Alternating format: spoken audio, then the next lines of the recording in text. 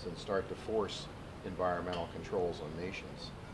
So I'm very worried that a lot of this is not scientifically proven, that a lot of it is just speculation, and that it can be used as a means for the United Nations to try to form a one-world government. The same people that I've been talking about in the economic world, the same people that own the Federal Reserve, the same wealthy interests globally that may be looking to consolidate power, take away the sovereignty of nations. Certainly, we're heading in that direction with the economic mess we're in. Look at Europe. Individual countries are being asked to give up their own sovereignty in order to save the euro, for example. And I think the same thing is being asked for states within the United States to an extent. We're going to see some real tests in that area, I think, in the near term on several issues, and environmental issues as well as monetary issues, the rights of the individual states. So what you have is a powerful interest that I think could be using some of these environmental concerns as a means to consolidate power and get people to relinquish their rights as individuals. On the other hand, at the same time, I know I want to see limited government, maximum freedom for the individual. At the same time, I think it would be wrong not to pay attention to good, solid scientific evidence.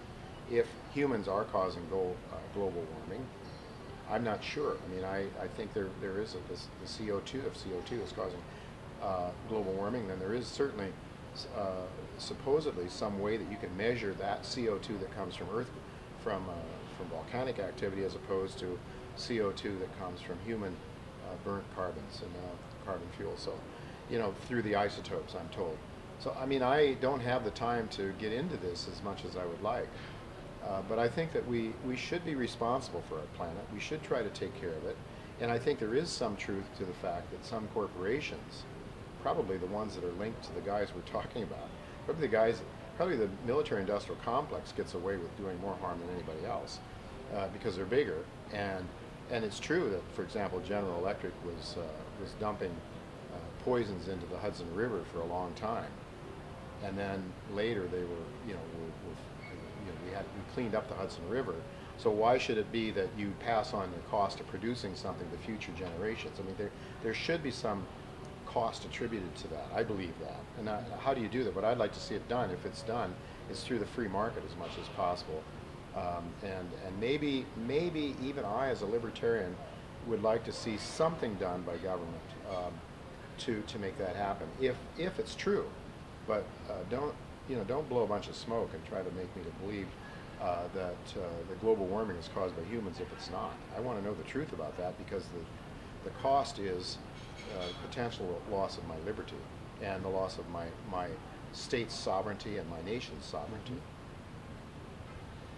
Canada is known in the mainstream media as having a very stable banking industry. Do you think Canada might fare better than other Western countries in the upcoming financial collapse of the monetary system? Well, Canada has been spared a lot of the problems that the U.S. has had and other nations have had. I think in part because I think they have been somewhat more responsible. I mean, there was a period of time when the Canadian budget was in big trouble, 10, 15 years ago or so, and the Canadians came along and they did increase taxes. They did. I think that was a reality check in a way, and Canadians have their socialized medicine and all that. I mean, it's costly.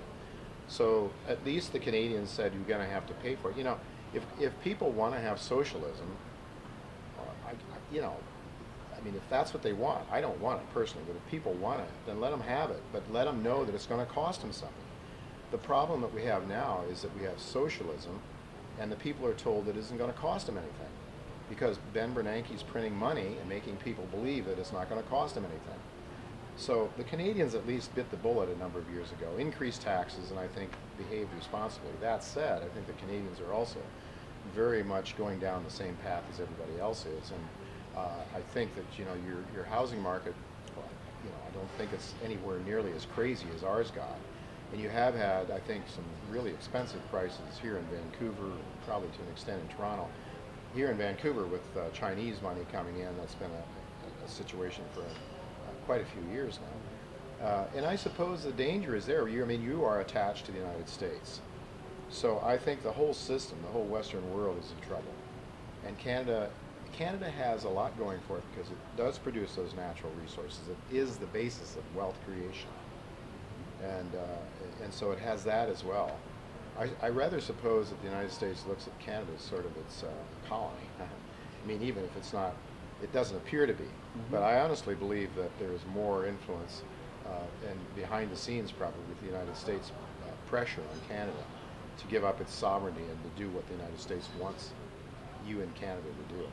Sure. We have what we call with Stephen Harper Romney light, so to speak, yes, as far as the conservative viewpoint, and absolutely going to your point. I mean, you know, with the behind the scenes, the Three Amigos Summit in 2005 with Right. Vicente Fox and Paul Martin and GW, Yeah. they signed a great deal of our sovereignty away under, you know, in those agreements. And as you say, behind the scenes, it's a whole different ballgame. Yeah, and I honestly believe that your Paul Martin was, I mean, I have the sense that he was handpicked by the powers that be.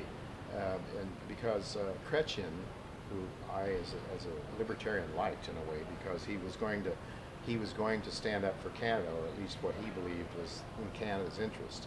And he wasn't going to just bow over to the United States and do whatever the United States wanted. I like that. I mean, even though I may not agree with Chrétien's economic philosophy or anything, and many other things that I wouldn't have liked about Chrétien, but at least I like the idea that Canada was standing up for Canada. I'd like to see countries stand up for their own sovereignty, and instead of have this one world thing where all of us are going to be bowing down to the Caesar of the global world. Going to that sovereignty and countries actually standing up for themselves, there seems to be one little light in this abyss of darkness, and that's Iceland. Yeah. And so can you share a little bit about what you think of the Iceland model and what they've done, and bankers in jail, and do you follow up on what's going on with Iceland, and what's your take on that? You know, I haven't had the time to follow up on Iceland as much as I would like, because it seems to me they are the one country that's basically given the finger to the ruling elite. And it's my understanding that they've done very well, that their economy has bounced back very well. So they just, you know, we had a thing in the United States a few years ago, it was called lender liability, in which if a bank gave you a loan that they knew you couldn't pay back and then tried to grab your house, you could sue the bank and win. And in fact, I had some personal experience with a business that I had, and it failed. And I went out and fought like crazy to get a loan to build this business.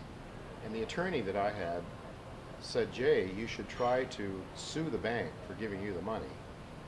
Because if the bank hadn't given you the money, you wouldn't be losing those assets.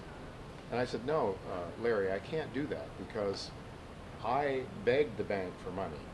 I jumped through hoops to show them that I could pay them. I can't do that to the bank. I had no love for banks, but it was morally wrong for me to do that. Sure. So, but honestly, I think that in some ways, what you look at individuals in the United States, for example, that were given loans that people had no chance of paying it back. Sure. And I think the bankers should take some responsibility. So what I'm saying here with respect to Iceland is, you know, Iceland just basically said, get lost. You're not taking our country from us. Yes. And I think that basically what is going on is the countries are being impoverished, and then the people that have lent them the money own them. Just as the same thing is happening in the United States, where people are becoming impoverished, and now they have to bow to the government in essence, and they can't, you know, politically can't go against the government because they got to keep getting those checks. And it's really interesting because John Perkins, who's been on my radio show, Hitman? you know, Confessions of an Economic Hitman was what his best known book. Sure. And Perkins has talked about how foreign governments, you know, how the United States will go in to get foreign governments, usually through the IMF or the World Bank, to get foreign governments impoverished so that they would then have to sell us their raw materials at some ridiculously low price. And, and we've seen that happening. So I think that's the game plan of a very small ruling elite, is to get people so indebted that they have to give up their soul for the next check and to keep the roof over their head. So that's what I think is going on. And Iceland, thankfully, you're right. I would like to get